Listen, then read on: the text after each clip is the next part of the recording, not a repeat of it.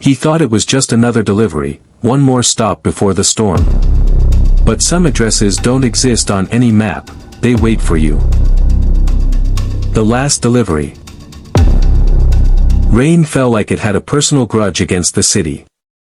Thick, endless sheets blurred the streets and turned every light into a smudged streak of gold. The kind of storm that made most people stay home, lock their doors, and pray the delivery apps would forgive their hunger. But not Jason. He'd been on the road since noon, weaving through puddles, honking at impatient cars, and forcing tired smiles at doorsteps that didn't care about the man beneath the helmet. His jacket was soaked through, the kind of wet that sticks to your skin and never lets go. He didn't even bother checking the time anymore. The night had swallowed it whole. He parked outside a small apartment building, handed a neatly packed meal to a man who mumbled, "Thanks," without looking up, and climbed back on his scooter. One more order, maybe two, and he could go home.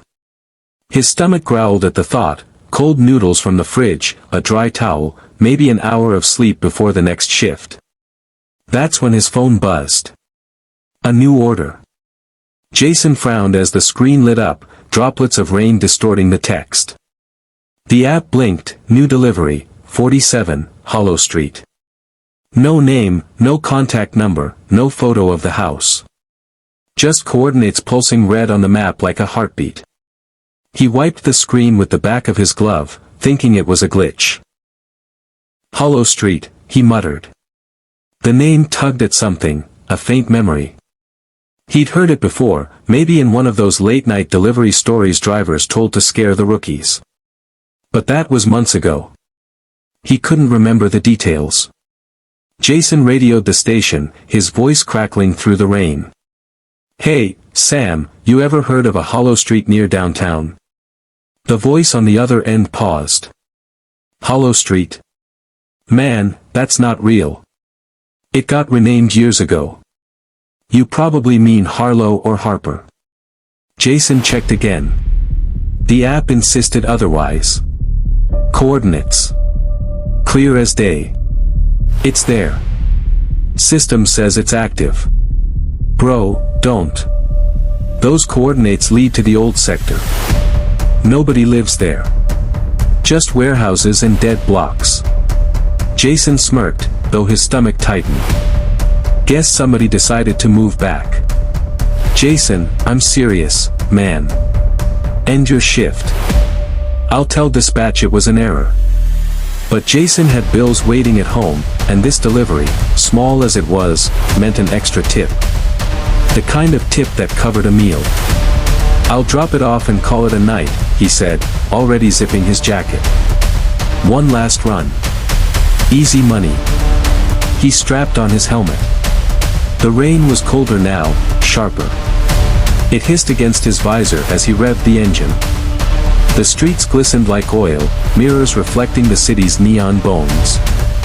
He followed the map, the glowing red pin dragging him deeper through unfamiliar turns, past shuttered stores, cracked pavement, and graffiti that seemed to stare back. Streetlights flickered as he passed.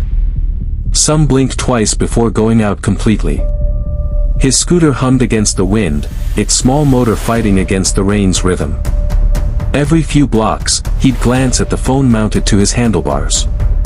The signal dipped, glitched, then returned stronger, as though something wanted him to keep going. The route took him farther from the city's pulse, into a quiet where thunder became the only sound. The air felt different here, heavy, like he was driving through something old. He slowed down near an intersection that wasn't supposed to exist. The street sign read Hollow Street. The letters were faded, nearly invisible under rust.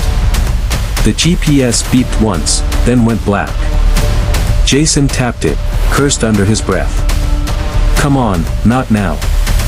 The map flickered back for half a second, just long enough to show a faint red dot ahead, 47. Then it shut off completely. He exhaled, trying to shake off the unease crawling up his spine. Deliver and go home.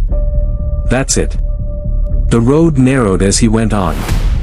Trees leaned over the cracked asphalt, their branches dripping rain like fingers reaching down to touch him. Houses appeared, old, skeletal structures half swallowed by vines. Some windows glowed faintly, though no light came from inside. Others were boarded up, forgotten by everything except time. The storm had swallowed the city whole by the time Jason reached the end of the road. His scooter sputtered in protest, its headlights cutting through the thick curtain of rain, revealing little more than fog and decay. The street sign was barely legible, hanging crooked from a rusted pole, Hollow Street. He slowed to a crawl, boots splashing through shallow puddles that reflected broken streetlights. The air here felt old, still, almost untouched by time. No cars, no voices, not even the distant hum of the city. Only the sound of water dripping from unseen gutters and the soft hiss of rain against cracked pavement. Jason pulled up near the curb, the scooter's engine stuttering before it died. Silence followed, the kind that seemed to lean in and listen. He removed his helmet and blinked through the downpour. The houses stood in uneven rows, all ghosts of themselves, paint peeling, windows dark, doors swollen with age. Then he saw it. Number 47. A two-story house crouched at the end of the lane, its lights dim and yellow, pulsing faintly through curtains that looked decades old. The door was half open, swinging gently in the wind. Jason parked a few feet away. His reflection wavered in the puddles, a drenched man staring at a place that shouldn't exist. He killed the engine, the sudden silence louder than the rain. Something inside the house creaked, a slow, deliberate sound, as if it knew he was there. He swallowed hard, grabbed the insulated delivery bag, and stepped off the scooter. The steam from the meal inside had already cooled, leaving only the smell of plastic and lukewarm soup. He forced a laugh under his breath, a hollow sound in an emptier street.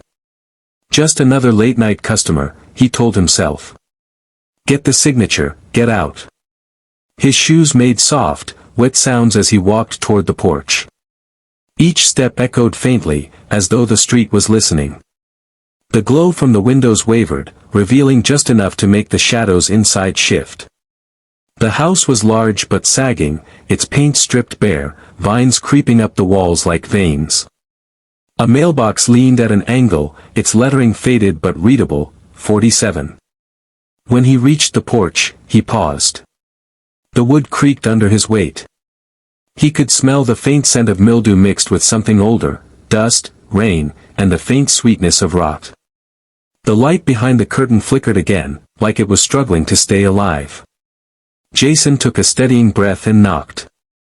Once. Twice. The sound echoed through the rain, hollow and distant. He waited, his pulse tapping a slow rhythm beneath the storm's steady beat. Nothing. He knocked again, louder this time. The door groaned in response, opening just an inch. Jason froze, his hand still raised. Hello, he called, his voice thin in the heavy air. The door pushed wider, creaking on rusty hinges. No footsteps followed. No voices answered. Only the smell, damp wood, mildew, something metallic beneath it all. Jason swallowed. Delivery for Hollow Street. His voice bounced back at him from inside, smaller, swallowed by the house. He leaned slightly forward, peering through the gap. The hallway beyond was dark, with just enough light to reveal cracked wallpaper and a long trail of muddy footprints leading deeper inside.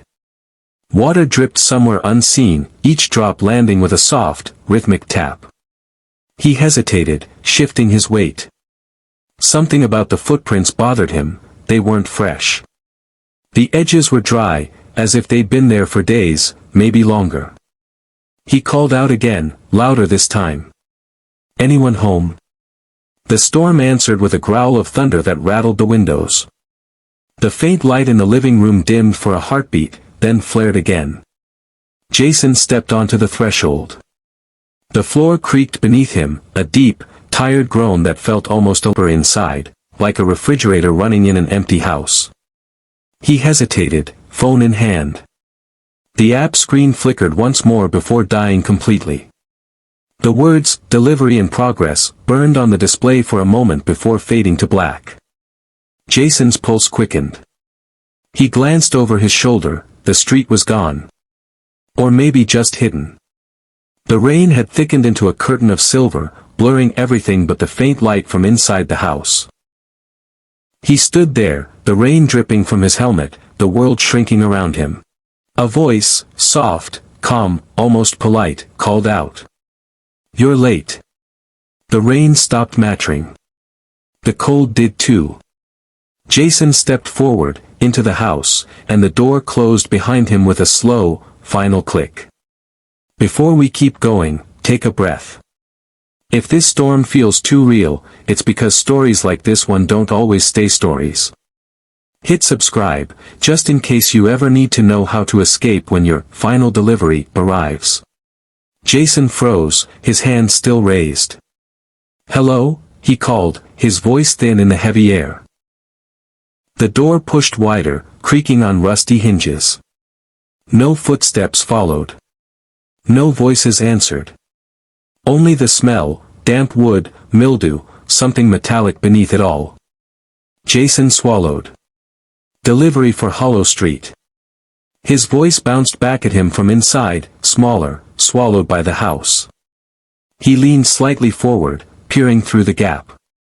The hallway beyond was dark, with just enough light to reveal cracked wallpaper and a long trail of muddy footprints leading deeper inside. Water dripped somewhere unseen, each drop landing with a soft, rhythmic tap. He hesitated, shifting his weight. Something about the footprints bothered him, they weren't fresh. The edges were dry, as if they'd been there for days, maybe longer. He called out again, louder this time. "Anyone home?" The storm answered with a growl of thunder that rattled the windows. The faint light in the living room dimmed for a heartbeat, then flared again. Jason stepped onto the threshold. The floor creaked beneath him, a deep, tired groan that felt almost alive. The temperature dropped instantly, the kind of cold that found its way beneath his jacket and clung to his bones. He froze at the doorway, caught between duty and dread. His instincts screamed to leave, mark the order as undeliverable, turn back, forget the whole thing. But the thought of losing his bonus, of explaining to his boss that he'd backed out because of a spooky address, kept him rooted in place. His phone buzzed in his pocket. Relief flickered through him, maybe dispatch calling back.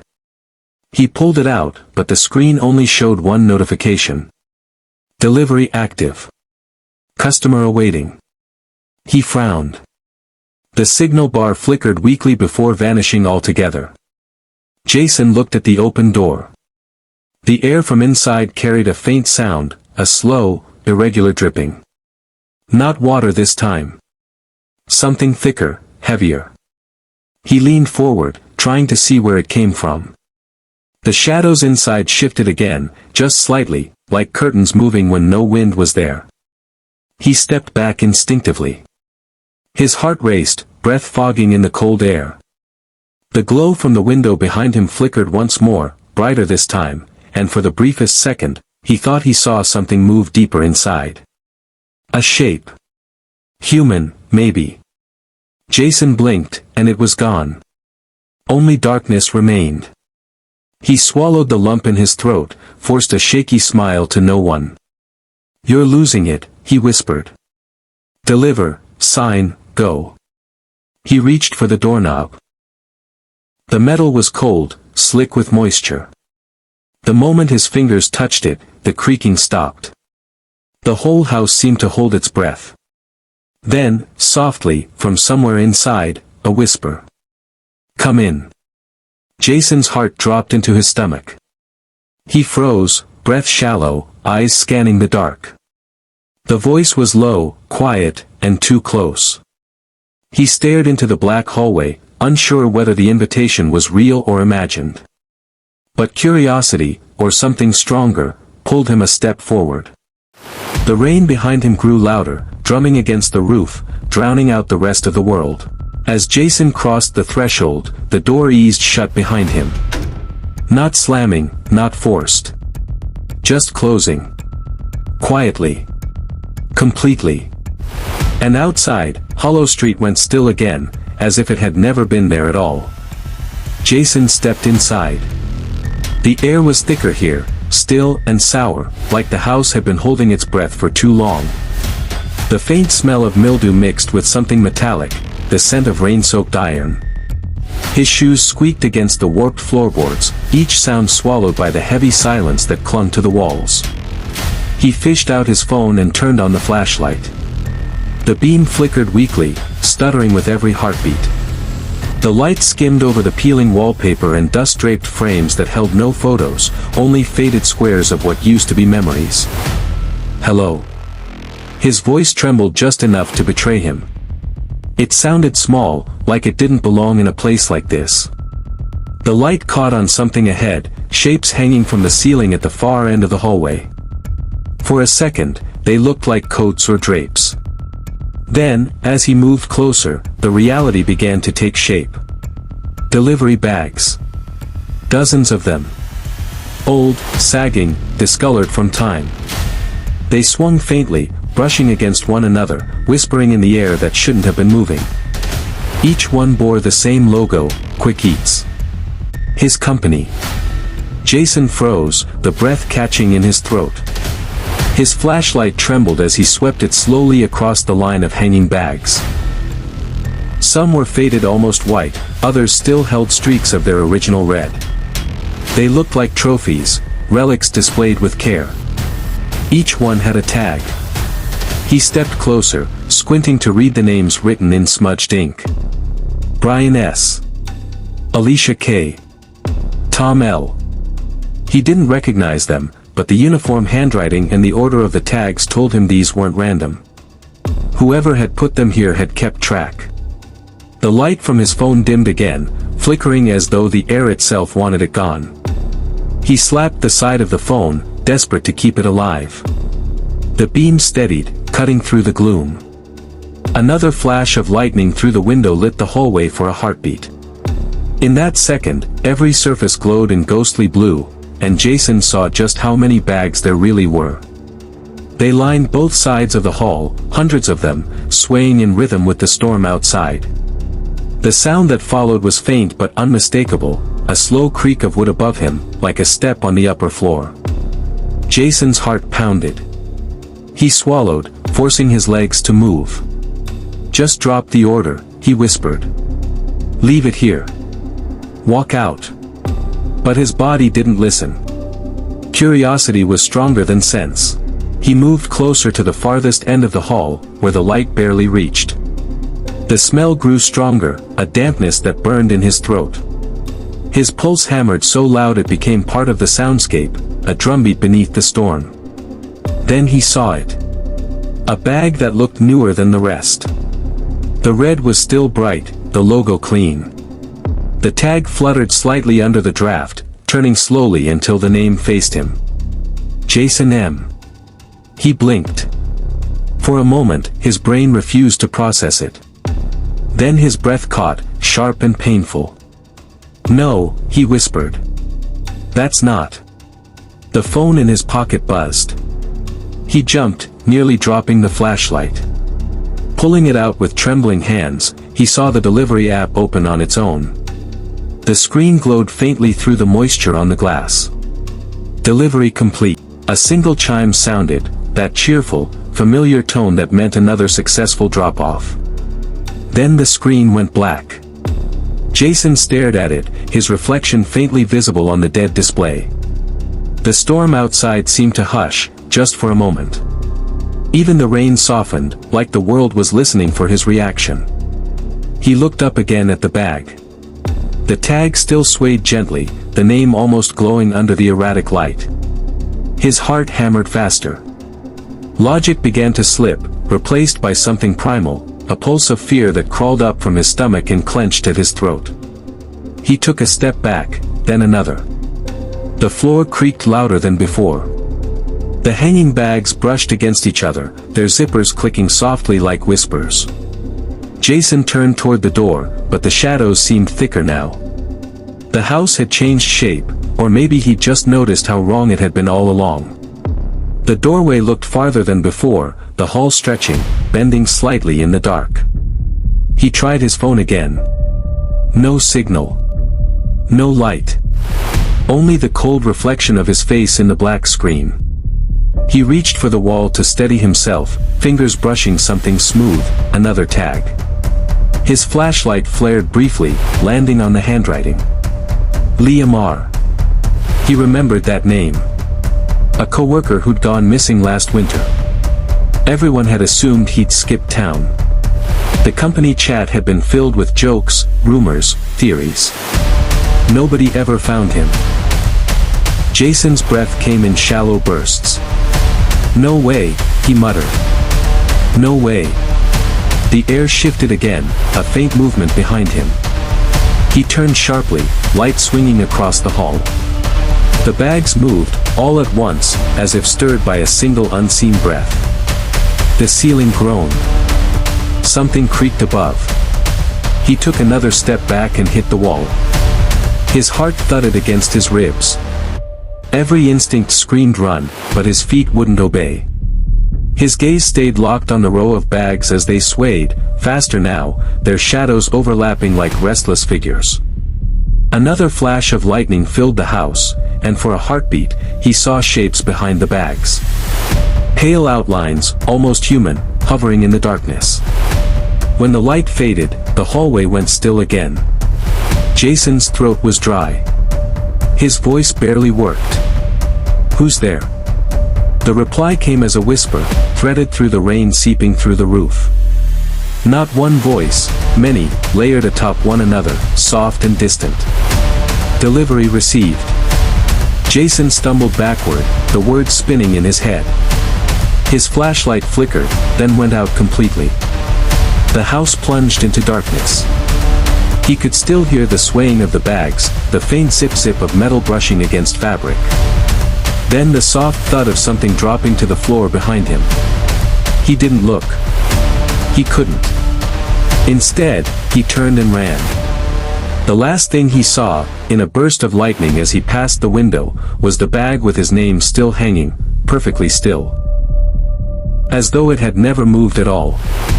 The whispers began like a draft, soft, uncertain, almost mistaken for the wind sneaking through cracks in the old house. Jason froze, listening. The sound came again. Faint murmurs, too human to ignore, too quiet to understand.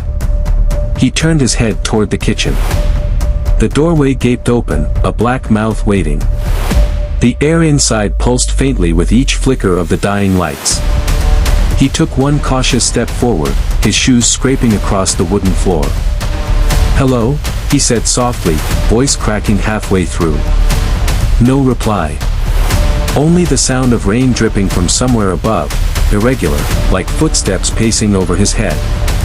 Then the whispers returned, clearer this time. Layered voices, each one brushing against the other like threads tangling in the dark. Some were hurried, some calm, all carried his name. Jason. He stopped breathing. The word floated around him, from nowhere and everywhere. He looked over his shoulder, empty hallway. The hanging delivery bags were still now, limp and silent. A dim light sputtered from the kitchen, sting moving shadows on the walls. Jason's pulse raced as he moved toward it, step by step, forcing his body forward through air that felt thicker than water. "Who's there?" he whispered. The house answered with a creak. He reached the threshold. The kitchen looked like a photograph caught mid-decay, metal shelves rusted at the edges, a clock on the wall frozen at 12:17, its ticking long dead. The air smelled of cold grease and something faintly sweet, like spoiled fruit. His phone was still dead, no light, no sound. The silence pressed harder against his ears, broken only by a faint rhythm, shallow breaths, coming from behind the counter. Jason's fingers brushed against the nearest object, a kitchen knife lying on a stained cutting board. He picked it up, gripping it tightly, though his hand trembled enough to make the blade quiver in the light. "Who's here?" he said again, louder this time. The light above him flickered once, twice, then dimmed to a dull pulse, like a heartbeat. Then came the whisper again, closer now, in the room. "Jason. Jason, you're late." He turned sharply toward the sound, the knife clattering against the counter as lightning tore through the sky outside. The flash illuminated the whole kitchen, stainless steel reflecting gold and blue, shadows dancing like things alive. No one was there. Only the refrigerator door, swinging open slowly as if nudged by an invisible hand. A soft hum rose from within, cold air spilling out and coiling around his ankles. Jason's breathing quickened. He took a hesitant step forward, peering into the refrigerator's pale light. The shelves were empty, except for the reflection staring back at him from the metallic interior. It was him. But not. The face was older, drained of color, eyes sunken and lifeless. His lips were slightly parted, as though caught mid-breath, mid-warning. Jason stumbled back, the back of his leg hitting a chair. The reflection didn't move. It just stood there, frozen in the cold light, mouth twitching into something that almost resembled a smile. Then it whispered, perfectly synchronized with the chorus of voices around him. Jason. The lights went out. Darkness swallowed the kitchen whole.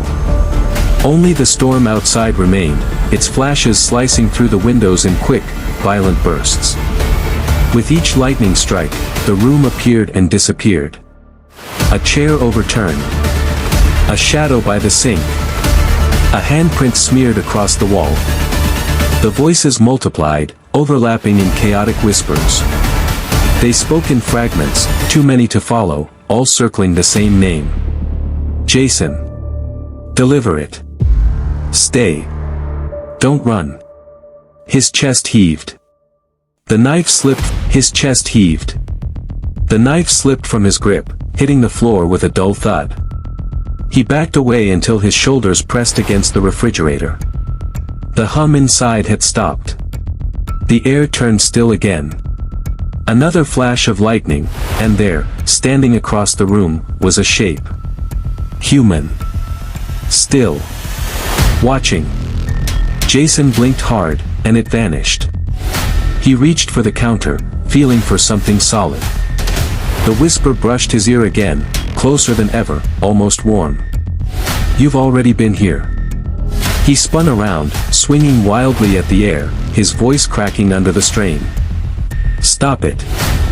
Who are you? The answer came not in words, but in sound, a deep, layered chorus that rose and fell like breathing. The storm outside matched its rhythm, thunder rolling in sync with his heartbeat. The walls seemed to pulse. The floor creaked beneath unseen weight. Jason dropped to his knees, palms pressed over his ears. Stop. The whispers obeyed. For one breath, silence. Then, the refrigerator door slammed shut behind him. The sound exploded through the kitchen, sharp as a gunshot. Jason flinched, eyes wide, pulse racing.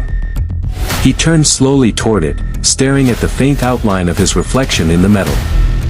It was closer now. The face stared back with hollow eyes, expression blank. Its lips moved soundlessly. Then, in perfect synchronization with the next flash of lightning, the whisper returned, not through the air this time, but inside his head. You can't leave. Jason stumbled backward, hitting the edge of the table. Plates rattled. The ceiling bulb flickered once more and steadied, dim, yellow, trembling. His reflection was gone. The refrigerator stood still, closed, harmless again. But the whispers hadn't stopped. They'd only moved, now distant, circling the walls, receding into the hallway where the hanging delivery bags waited. Jason's eyes darted toward the door, then back at the fridge. His body screamed to move, to run, but fear pinned him where he stood. The camera would circle him here, his trembling hand reaching for the knife, his face pale under the sickly light. The hum of the storm outside would fade into the rhythmic sound of his heartbeat, heavy, uneven, alive. Then, just before the screen cut to black, the sound would rise again, a single whisper, soft and clear, from somewhere deep inside the house. Delivery received. The slam was so loud it felt alive, a violent echo that rolled through every wall of the house. Jason spun around, breath sharp, heart hammering. The front door rattled once, then went still. He rushed toward it. His boots splashed through small puddles of water pooling from the leaking ceiling. The handle was slick, the brass freezing under his hand. He twisted, yanked, nothing. Locked from the inside. "Come on." His voice cracked through the dark. He threw his shoulder against the door. It didn't move. The storm outside roared, rain striking the glass like gravel. Behind him, something shifted. The hanging delivery bags, dozens of them, swayed gently, moving as though caught in a slow, invisible breeze. He froze, turning. Each bag creaked against its hook, the sound dull and rhythmic, like a heartbeat. The air thickened, the scent of mildew and metal tightening around him. Jason took one step backward. The bags moved again. Jason's breath fogged in the cold air. He turned his flashlight toward the noise. Then the light caught something between them. A figure. It stood half-hidden, its soaked uniform clinging to thin limbs, head tilted slightly forward. Water dripped from its chin onto the floor. Another shape moved behind it. Then another. Jason's stomach turned. Their faces, hollow, colorless, drained of life. The uniforms bore the same company logo as his, faded and torn. The missing drivers. There were 5 of them now. Maybe more. Standing still, shoulder to shoulder, as if waiting for his cue. Their eyes were pale gray, glassy and unfocused. Jason stepped back. "Stay away from me." None of them moved. He lifted the flashlight higher. One of the figures blinked, slow, deliberate. Its lips cracked open, revealing dark gums and the faintest trace of a smile. "Join the shift," it whispered. The voice was papery, shredded at the edges. Jason shook his head. "No." Another voice joined in, softer, almost pleading. "We never leave." The chorus spread through the room, each voice overlapping the other, the words bleeding together into a single hiss that filled the air. "Join the shift. We never leave. Join. Never leave." Darkness swallowed him. For a moment, there was only his breathing, fast, uneven, and the rain hammering the glass. Then, somewhere to his left, the sound of wet footsteps. Slow. Heavy. Getting closer. He reached out blindly, feeling for the counter, the walls, anything solid. His fingertips brushed fabric, cold and damp. He yanked his hand back, heart pounding. Then something closed around his wrist. It was ice-cold, firm, human. Jason screamed, trying to pull away, but the grip tightened. Another hand clamped onto his shoulder. Then another, brushing against his neck.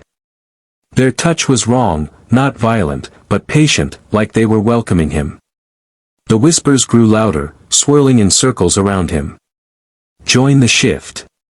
Jason, stay." He twisted, breaking free from one grip only to feel another seize him by the arm. He could smell them now, wet cloth, old wood, the faint rot of things left too long in the dark. A flash of lightning lit the entire room for one breath. They surrounded him. Pale faces inches from his own. Empty eyes reflecting the brief spark of light. Hands reaching, not to hurt him, but to pull him closer, as if into a group photo that never ended. Then darkness again. Jason kicked backward, hit something solid, the wall. He fumbled for the flashlight, found it by luck, and clicked it on. The beam shot across the room, nothing. The whisper came one last time, low and clear, right beside his ear. "You're one of us now." He staggered backward, shaking his head, whispering to himself, "No, no, no." Jason reached the door again, slamming his fists against it. "Let me out." The voices answered, not with anger but sorrow, repeating the same words over and over, calm, resigned. "We never leave. Jason turned toward the sound of the storm, eyes wide, breath trembling. And then, silence. All movement stopped. The light steadied. He stood alone in the dining room, soaked, shaking, staring at the fallen bag with his name on it. The whisper was gone. The house quiet again. For a moment, it almost felt over. But somewhere behind the walls, faintly, a sound began again, the buzz of a phone notification. New delivery, 47, Hollow Street. Jason tore free with a violent twist, his wrist still burning where that icy grip had held him. The flashlight clattered against the wall, spinning until its beam caught the far end of the hallway, a faint red glow pulsing above a door. Exit. Jason. He didn't look back. The light over the exit flickered once, then steadied. Don't leave us. Jason didn't wait to see more. He bolted through the back door. The storm outside hit him like a wall. Cold rain pounded his face, soaking through his shirt instantly. Behind him, the kitchen door slammed open. Jason ran harder. His scooter waited where he'd left it, half submerged in puddles. He fumbled with the keys, hands shaking violently. Jason jammed the key into the ignition. The engine sputtered once, then roared to life. He didn't think. He didn't breathe. He drove. Jason didn't look back.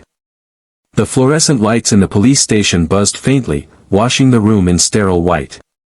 Jason sat slouched in a metal chair, a gray blanket draped over his shoulders. His clothes were still damp from the night before, his fingers raw from gripping the scooter handles too tightly.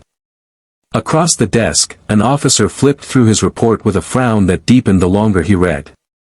"You're sure it was 47, Hollow Street?" the man asked, voice even but edged with disbelief.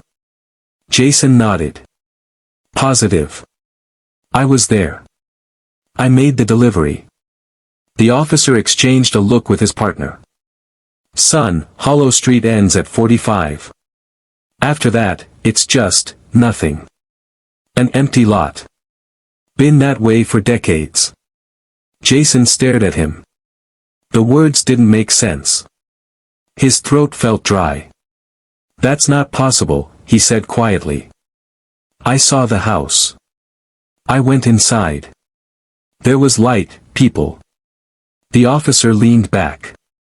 "We sent a car out there this morning. It's mud and weeds. No footprints, no house, no lights. You're lucky you even made it back in this storm."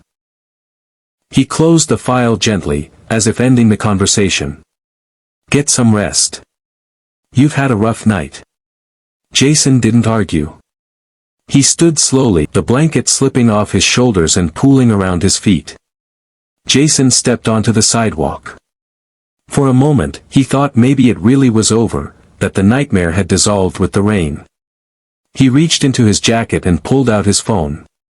The screen came to life with a soft glow, the delivery app still open.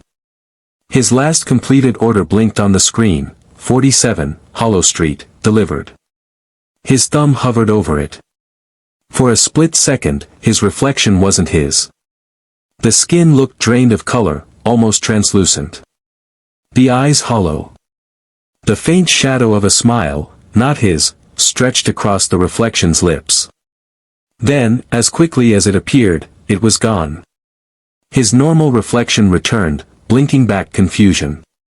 Jason's pulse quickened. He lowered the phone, staring at it in silence. Jason exhaled slowly, tucking the phone into his pocket. The phone screen, unseen by him, flickered softly. The words, "Order accepted," glowed for a moment before fading to black. Jason walked down the street, shoulders squared, his figure shrinking into the light. The storm had passed. But somewhere, behind the calm of morning, something was still waiting for the next delivery. Jason made it out, or maybe the house just let him go.